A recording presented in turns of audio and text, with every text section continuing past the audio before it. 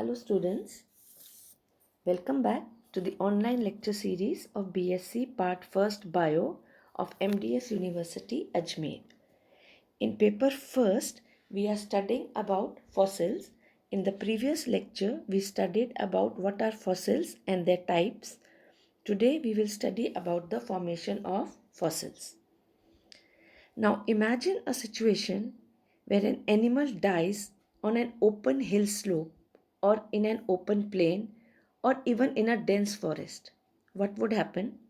The chances are that the flesh is at once attacked by the predatory animals, scavengers, the insect larvae, and even the bacteria. And all the flesh and organs quickly disintegrate.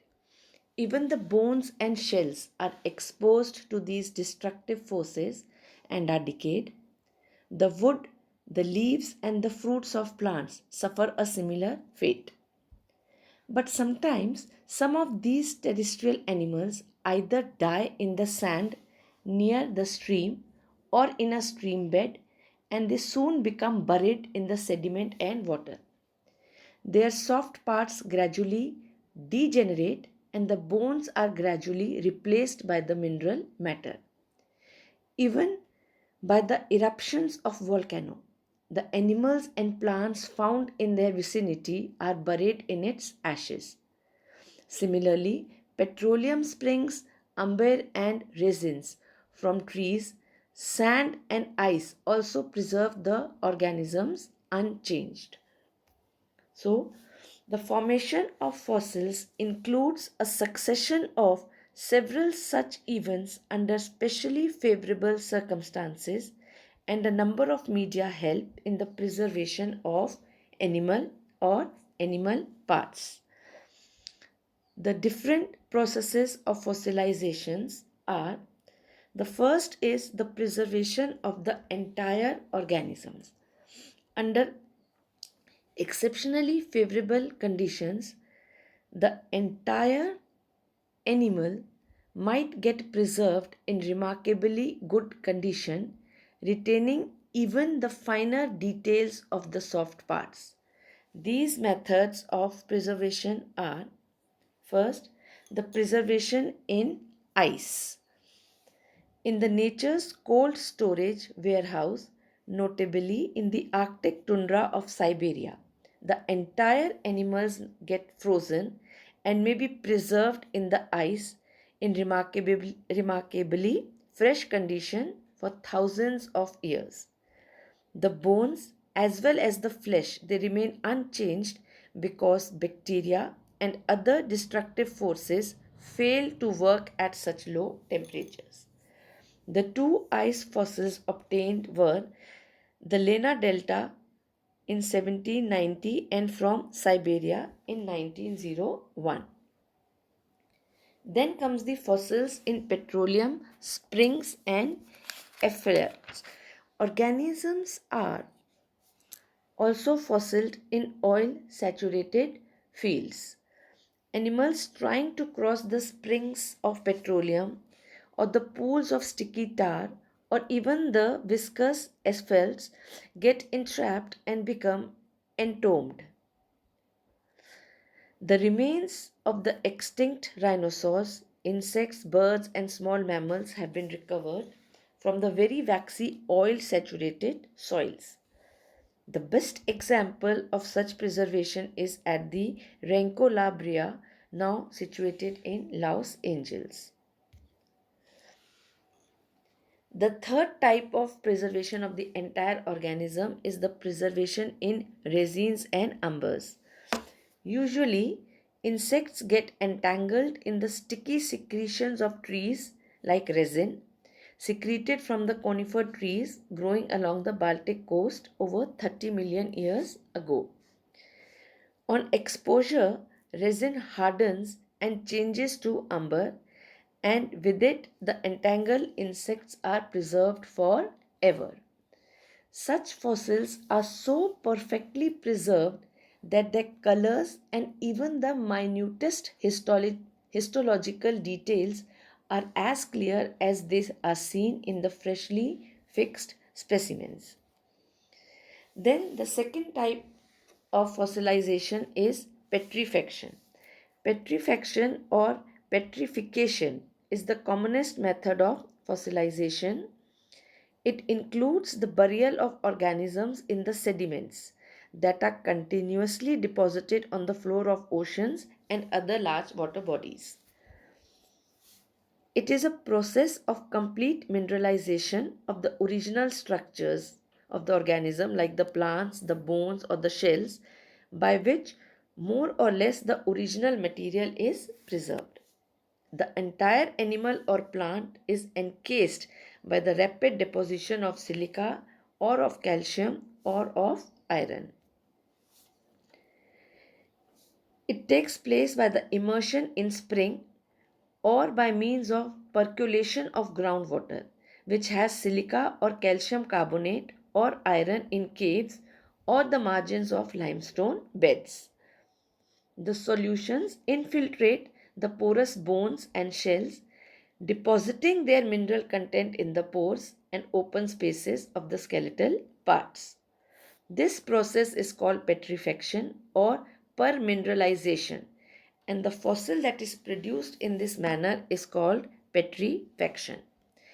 The other petrifaction agents include are calcium or magnesium carbonate, the fluorite, gypsum, hematite, sulfur, and galena. By the process of petrifaction, the hard parts like the bones and the teeth of vertebrates, the shells of mollusks, the exoskeleton of arthropods are preserved as fossils. The complete and uninjured vertebrates fossils recovered from the limestone rock deposits in glass mountains of Texas is the best example of petrifaction. The petrifaction of soft parts. The soft tissues, like muscles or organs, are also preserved by the replacement of their organic material with mineral material, molecule by molecule. The replacing of molecule by molecule is so accurate that even the finer details are nicely preserved. Then comes the molds and the casts. These types of fossils do not contain any original organic matter and are without the cellular details of internal anatomy. A mold is the impression of an organism or an organic structure like the bone, the shell, or the teeth in the surrounding material, which is the sediment. These are formed by the hardening of the surrounding material or sediment in which the organism was buried. As the organism decays, the organic material is removed by the percolating water and a cavity is formed, which shows the external configurations and surface markings of the original material, but it does not give any hint of the animal's internal structure. If the mold is later on filled with the mineral material, the cast of original object is produced, which reflects only its external forms.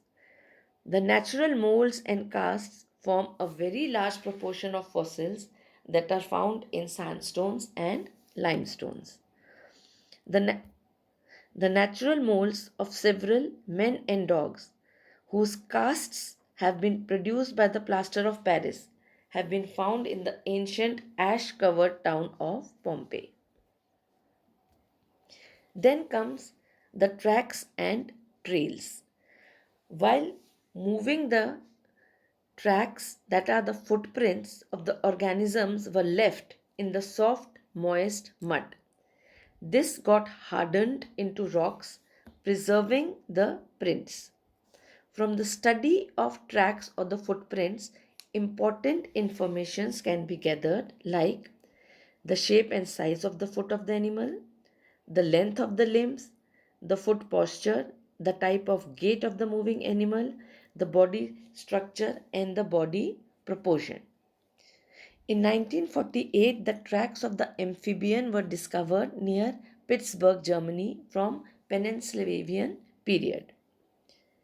Like tracks, the trails also leave impressions in the sedimentary rocks by the body parts. The trails are the irregular markings of animals, such as those formed due to crawling of a worm or a snail, the dragging of tentacles of jellyfish, the impressions of fins of fish, and the marking of the movements of crustaceans and urchins. Then another method of fossilization is burrows or borings. The burrows and borings furnish useful information about the numerous organisms. The tubes or holes in the ground, in wood, or even in rocks, made by any animal for shelter or in search of food, later becomes filled with fine sediments and gets preserved. The burrows are made by worms, arthropods, and mollusks, and the borings are the holes made by animals on other organisms for the sake of food and shelter. Such holes on fossil shells, wood, and other organic objects are considered to be fossils. Then we have the mummies. In deserts, the bodies of dead animals or plants become quickly dehydrated by hot, dry winds and are preserved as mummies. After mummification, the remains may get preserved under the shifting sands where mineralization may occur. The soil blown by the winds as dust storm sometimes become deposited in thick layers, and the remains of the deceased animals for whole plants also get buried. Then comes the coprolites. It is applied for the fossil preservation of the contents of the intestine and excreta of many ancient animals, especially of fish and reptiles. These are usually nodular or contorted in shape and phosphatic in composition.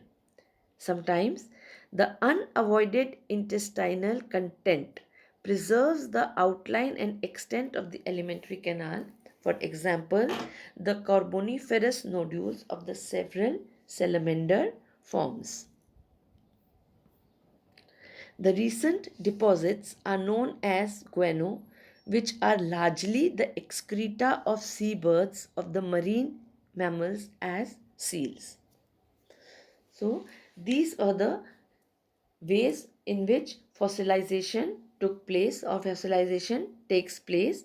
In the next lecture, we will study about the conditions of fossilization and the significance of fossilization.